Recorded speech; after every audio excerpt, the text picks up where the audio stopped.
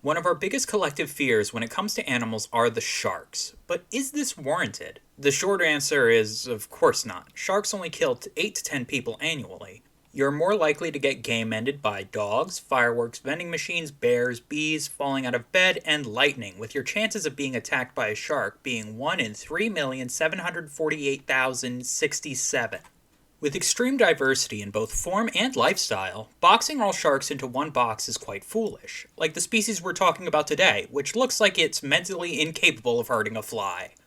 In today's episode of Endangered Inhabitants, we'll be slowly swimming into the world of Stegostoma tigrinum, the zebra shark. Sharks of all kinds belong to the class Chondrichthyes, known as the cartilaginous fish, as their skeletons are primarily composed of cartilage rather than bone.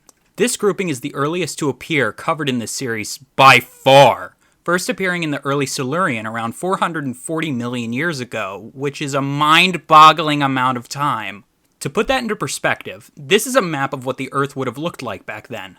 It should be noted that while these ancient sharks can resemble our modern sharks in form and behavior, they aren't closely related, with different species from different groupings coming and going with the ebbs and flows that the Earth undergoes. Chondrichthyes can then be divided into two extant subclasses, the holocephali, which contains the chimeras, and the elasmobranchi, which contains the rest of the modern cartilaginous fish. Elasmobranchi can then be divided into two subdivisions, the Batoidea, which contains the rays, skates, and their relatives, and the Selechimorpha, which contains the true sharks.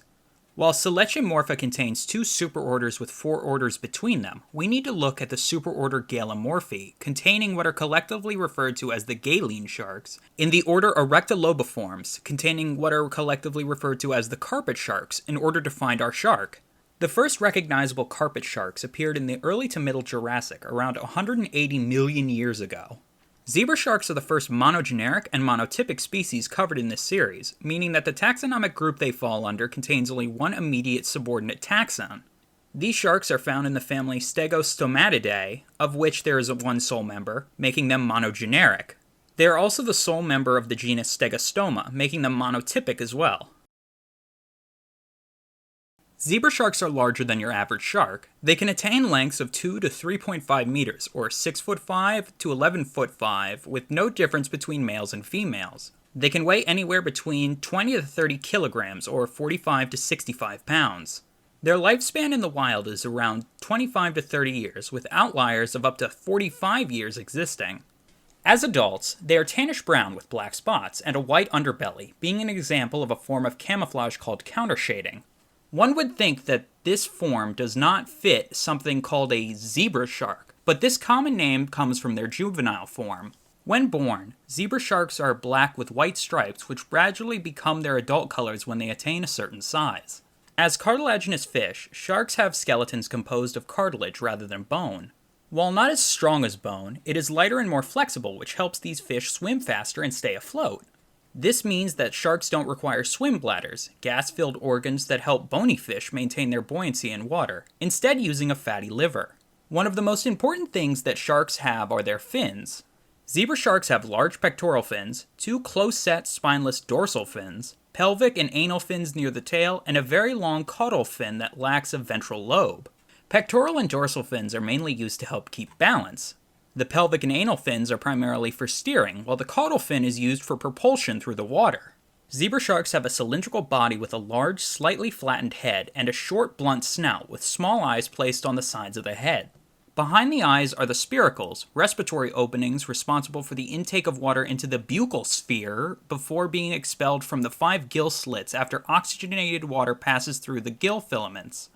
Rather than using their nostrils in respiration, they are used as sensory organs for both smelling and another sense along with the barbels attached to them. These help amplify their secret weapon, the ampullae of Lorenzini. While it sounds like an anime attack, these electroreceptors are sense organs able to detect electric fields, with the shark being able to pick up the minute electric pulses living things give off. This helps them find prey, especially at night.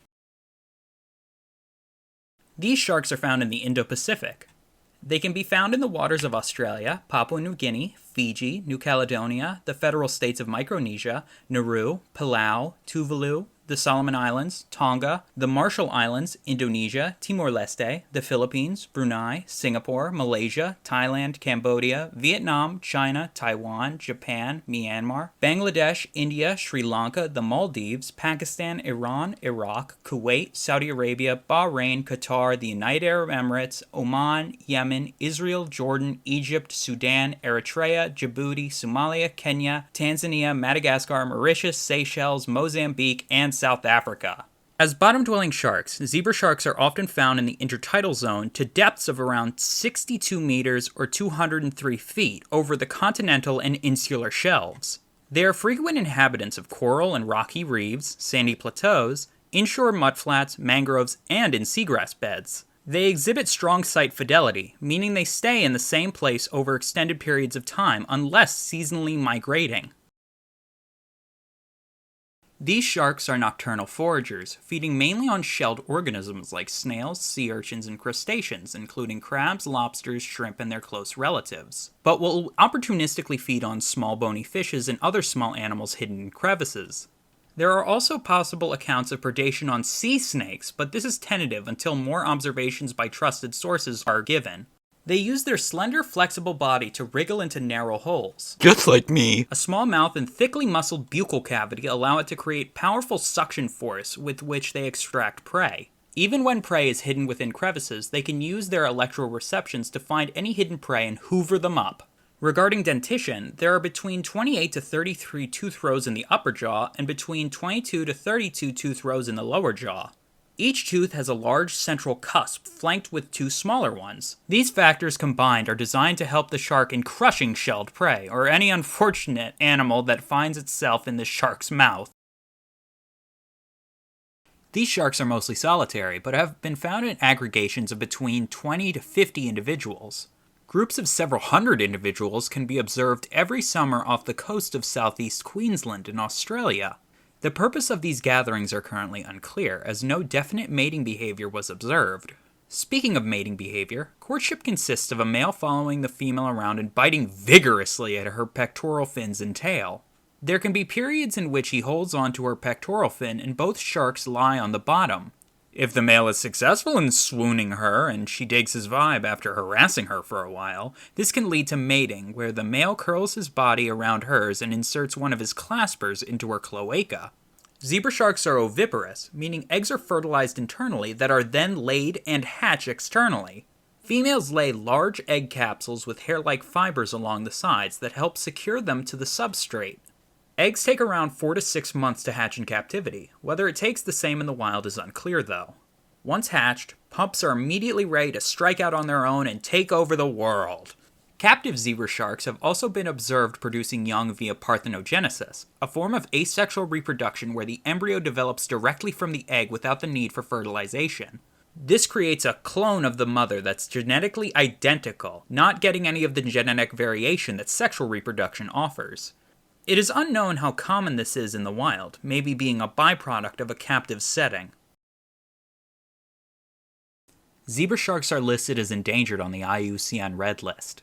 While calculating population estimates for aquatic species with large ranges is difficult, it is understood that the existing populations are declining in number. The biggest threat that zebra sharks currently face is overfishing. They are susceptible to capture in a wide range of inshore fisheries and can be targeted or caught as bycatch accidentally via demersal gill nets and trawl fisheries. Their strong site fidelity and occurrence in aggregation make them even more susceptible to targeted fishing, with a rapid capture of large numbers of individuals evident across their range. The zebra shark's preference for inshore coastal waters, including mudflats, mangroves, seagrass beds, and coral reefs, as well as their inshore egg-laying, means that they are threatened by habitat loss and degradation. This includes pollution, clearing of natural habitat, coastal development, climate change, and general disturbances. I would like to thank each and every one of you for watching. I hope you enjoyed and learned something new. It's about time we covered a shark of some kind, so hopefully this video attracts the shark nerds so I can make some more new friends. Side note, a big issue I personally have is burning out on projects and things that I start, but seeing that these videos are doing so well for someone who's only been doing this for a month gives me a burst of energy that helps me get things done.